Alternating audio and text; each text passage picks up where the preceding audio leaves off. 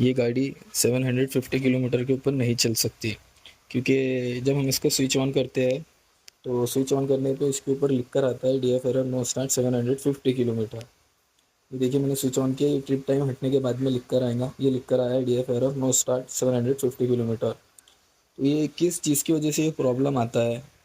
और क्यों आता है और इसका सॉल्यूशन क्या है, तो आपको ये जानने के लिए डिस्क्रिप्शन में दी गई लिंक पे क्लिक करना है और वहाँ पे जाके हमारी वीडियो को पूरा देखना है, तो आपको ये